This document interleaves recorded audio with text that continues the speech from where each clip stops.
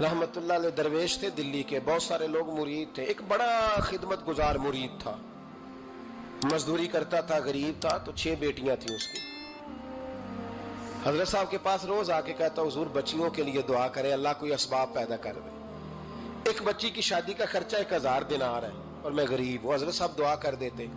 خانقاہ شریف کے تھوڑے ہی فاصلے پر حضرت جہاں بیٹھ کے مریدوں کی تربیت کرتے تھے، اس سے تھوڑا ہی فاصلے پر نا ایک عیسائی رہتا تھا، بڑا مالدار تھا، بڑی سارے اونٹ، گائیں، بھیڑ، بکریاں رکھی ہوئی تھی، اور حضرت شرف الدین رحمت اللہ علیہ کی بڑی مخالفت کرتا تھا. اور یہ جو آپ کا غریب مرید تھا، یہ اس کا پڑوسی تھا. ایک دن بلا کے نا ان کو کہنے لگا کہ تو کدھر جا کے جو ہے وہ ٹکرے مار رہا ہے، وہاں سے کچھ نہیں ملنے والا. وہ تجھے کیا دیں گے جن کی خانقاہ خود چندے پہ چلتی ہے، مدرسہ چندے پہ چلتا ہے، مسجد چندے پہ چلتی ہے، تیری بیٹی کا معاملہ کہاں حل ہوگا؟ تو اس درویش نے کہا کہ تو میرے پیر کو نہیں جانتا، تو مجھے میرا محبوب نہیں ڈٹھا، تو پتہ نہیں نا، تو اس رستے کا مسافر نہیں، تو نہیں جانتا. ان کا بس چلے نا تو وہ ہر قیمت میں میری بیٹیوں کی شادی کرا دیں. اب وہ عیسائی تھا، کہنے لگا اچھا چلو ٹھیک ہے، اگر اتنی بات ہے نا تو جاؤ ان سے جا کے کہہ دو کہ 6 سال کے لیے میرے ساتھ معاہدہ کر لیں. وہ میرے جانوروں کو چارہ ڈال دیا کرے، 6 سال ڈیوٹی کرے، میں 6000 دینار دے دیتا ہوں. وہ میرے ساتھ 6 سال میرے جانوروں کو چارہ ڈالے رکھتے ہیں نا آپ، چارہ ڈالنے کے لیے ایڈوانس پیسے دے کے. اب تو لوگ انہیں بھی غلام ہی بنا لیتے ہیں، بڑی تھوڑی تنخواہ دیتے ہیں، ظلم کرتے ہیں، پورا معاوضہ نہیں دیتے. حضرت شیخ شرف الدین کے بارے میں وہ کہنے لگا جا اپنے پیر سے جا کے کہہ کہ میرے جانوروں کو 6 سال چارہ ڈالے، میں 6000 دے دیتا ہوں، تو جو کہتا ہے ہر قیمت پہ جانے کو تیار ہے. اس نے جب یہ بات کی تو مرید نے ناراض ہو گیا، وہ لڑائی ہو گئی، گریبان پکڑ لیا، جھگڑا ہوا، بات بڑی دور گئی. اس طرح کی بات کرتا ہے میرے حضرت کے بارے میں، تیرے جیسے کئی میں وہاں کام پہ رکھا دوں. جب وہ بڑی بحث ہوئی، بات محلے میں، علاقے میں پھیل گئی، دنیا نے سن لی، تو شیخ شرف الدین تک بھی پہنچ گئی. اس طرح جھگڑا ہوا ہے. لوگ سو گئے عشاء کی نماز کے بعد. حضرت صاحب نے نا سر پہ کپڑا لیا، اس عیسائی کے دروازے پہ دستک دی. وہ باہر آیا، فرمانے لگے لوگ تو سوچ سمجھ کے ملازم رکھتے ہیں، تو نے بھی تو سوچ ہی لیا ہوگا، تبھی تو مجھے آفر کی ہے. تو اپنی آفر پہ قائم ہے؟ واقعی مجھے رکھ لے گا اور 6000 دینار دے دے گا؟ کہنے لگا جا بابا کام کر اپنا. فرمایا نہیں، تو نے اتنے لوگوں میں بات کی، اتنی بحث ہوئی، تو قائم ہے؟ کہنے لگا میں تو قائم ہوں، پر آپ نے نہیں قائم رہنا. فرمایا میں سوچ سمجھ کے آیا ہوں. اس نے کہا آپ ڈیوٹی کریں گے، بحثوں کو چارہ ڈالیں گے؟ فرمایا ایک شرط، بس جب اذان ہو جائے نا تو مجھے رب کی نماز پڑھنے کی اجازت دے دینا، باقی صبح و شام جو تو کہے گا. اگر اس غریب کی بیٹیاں بیائی جائیں تو مجھے اور کیا چاہیے؟ اس کی 6 بیٹیوں کا بوجھ ہے اس کے سر پہ، تو مجھے رکھ لے. اللہ اکبر. وہ کہنے لگا چلے پہ میرے ساتھ خط بندگی کر لیں. آج کل ہم اسٹام کرتے ہیں، اس زمانے میں خط بندگی ہوتا تھا، غلامی کا خط. قاضی شہر کے پاس، یعنی اس کا خیال تھا کہ چلو اسٹام کی بات کروں گا تو بھاگ جائیں گے. فرمایا چل میں تیار ہوں.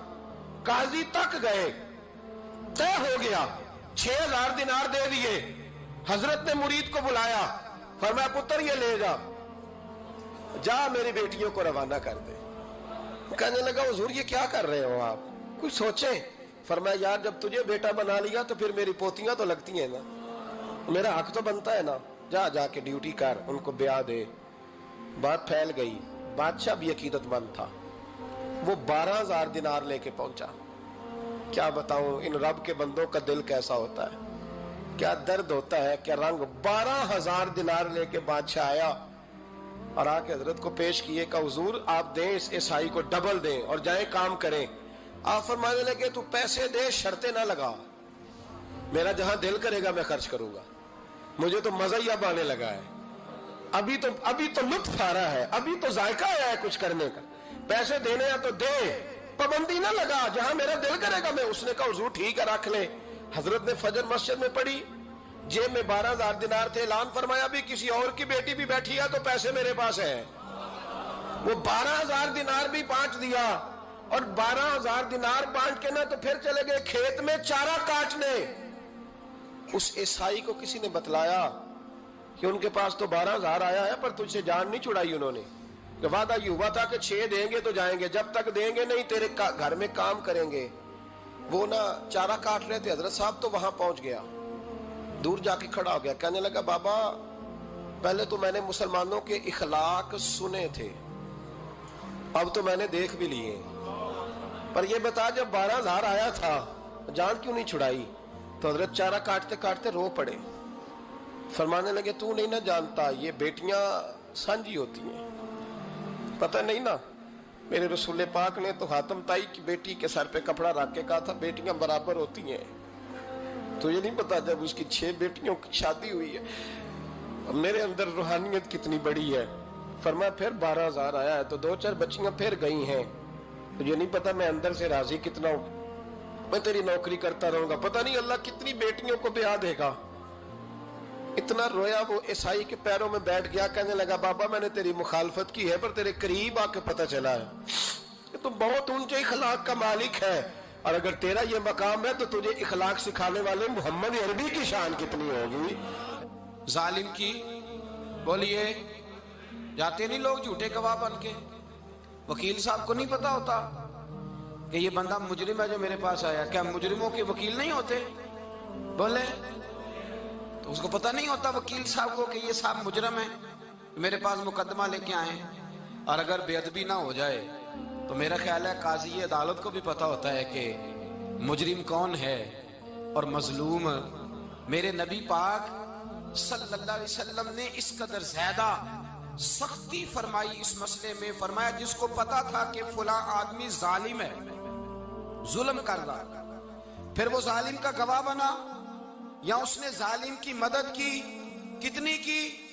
شارحین لکھتے ہیں چاہے اس نے ایک جملہ بول کے کی، چاہے ایک، سارے بولیے، چاہے ایک غریب کو اس نے ظلم کیا تو کہتے ہیں علاج یہ سی، چاہے ایک جملہ بول کے کی. شارحین اس حدیث کی شرح میں لکھتے ہیں ایک جملہ بول کے چاہے مدد کی. جس بندے نے کسی ظالم کی مدد کی کسی مقدمے میں یا کسی صورت میں اور اسے پتا تھا یہ ظالم ہے، میرے نبی پاک صلی اللہ تعالی علیہ وسلم فرماتے ہیں اگر اس نے مدد کی، ابھی ظالم کی بات نہیں ہو رہی، ظالم کے مددگار کی بات ہو رہی، اگر کسی نے ظالم کی مدد کی تو حضور فرماتے ہیں خدا بھی اس سے بری ذمہ ہے، رسول بھی اس سے بری ذمہ ہے. سنبھال کے رکھے اپنی نمازیں، قربانیاں، حج، زکوٰۃ سنبھال کے رکھے. اگر ظالموں کا مددگار ہے، الیکشن آ لینے دے، آپ کو نظر آ جائے گا کون کون ظالموں کا مددگار ہے، نظر آ جائے گا. اپنی جیب سے لوگ پیسے دے کے ظالموں کی مدد کریں گے، ان کے فلیکس چھپوائیں گے، بورڈ لگوائیں گے، جیبوں سے پیسے دے گے. ہم نے خود آگ لگائی ہے چمن میں اپنے، بے سبب گردشی ایام کو الزام نہ دو، ہم نے خود نور کا ظلمت سے کیا ہے سودا، کر کے توہین سحر شام کو الزام نہ دو. ظالموں کے مددگار میدان میں آ گئے، یہ چھوٹا لفظ نہیں. میرے حبیب پاک صلی اللہ علیہ وسلم نے فرمایا جو ظالم کا مددگار ہے سن لے جو سجن کے ساتھ کچہری جاتا ہے، وہ یاد رکھے جو دوست کا گواہ بنتا ہے، وہ یاد رکھے جو کہتا ہے میں مانگی گیا تھا، مجھے بلایا گیا تھا قبضہ چھڑانے کے لیے کسی غریب بیوہ کی جائیداد پہ، وہ سن لے تو مدد کر کے نہیں آیا، تو خدا کے ذمے سے نکل گیا ہے. رسول پاک نے فرمایا تیرا میرا تعلق ختم ہو گیا، تو ظالم کا مددگار ہو گیا. پھر تو کہتا میں بے چین ہوں، میں بے قرار ہوں، میں آزمائش کا شکار ہوں. پلٹ کے دیکھ تو صحیح تیرا گناہ کتنا بڑا ہے. میرے نبی پاک صلی اللہ علیہ وسلم کا ایک اور فرمان سن لیں، ابن ماجہ ابو داؤد میں موجود ہے. اس حدیث کو آپ نے یاد کر لینا ہے، کر لیں گے انشاءاللہ، سارے کہیے انشاءاللہ کر لیں گے یاد. حضور صلی اللہ علیہ وسلم نے فرمایا اگر تو ظالم کی مدد کرے گا نا، یہ لفظ دل کی تختی پہ لکھ لینا، یہ مکافات عمل ہے، مکافات عمل دنیا، ادھر کرو گے تو ادھر بھرو گے. فرمایا اگر تو کسی ظالم کی مدد کرے گا، سن لے حضور کا فرمان ہے، اگر تو ابن ماجہ ابو داؤد سیاہ میں موجود ہے، فرمایا اگر تو کسی ظالم کی مدد کرے گا تو رب تعالیٰ مرنے سے پہلے تیرے اوپر بھی ظالم کو مسلط کر دے گا. تیرے اوپر بھی ایک دفعہ ظلم ضرور ہوگا اگر تو ظالم کی، وہ کسی صورت میں بھی ہو سکتا ہے، کسی صورت میں بھی تیرا بیٹا ہی اٹھ کے ظلم کر دے گا، تو الجھ جائے گا، کسی نہ کسی جگہ تیرے لیے تباہی کا سامان ہوگا، تیرے اوپر ظلم ہوگا، اس لیے کہ تو ظالموں کا مددگار ہے. چاہیے یہ تھا کہ تو مظلوم کی مدد کرتا، انسانی ایمانی یقین کا فریضہ سر انجام دیتا، تو ظالموں کا مددگار ہو گیا. ٹٹول کے دیکھ لیں، رزلٹ نکال کے دیکھ لیں، ہمارے زمانے میں ظالموں کے مددگار زیادہ ہیں. اتنی لمبی زبانیں نکال کے ظالموں کی مدد کرتے ہیں. بڑے بڑے کالم نویس اللہ نے انہیں قدرت دی لکھنے کی، تو اپنا قلم ظالموں کی مدد میں خرچ کرتے ہیں۔ وہ لوگ جن کو اللہ تبارک و تعالیٰ نے قدرت دی، ہمت دی، طاقت دی، کچھ لوگ ان کے حلقہ احباب میں وہ اپنے لوگوں کو استعمال کر کے ظالموں کی مدد کرتے ہیں۔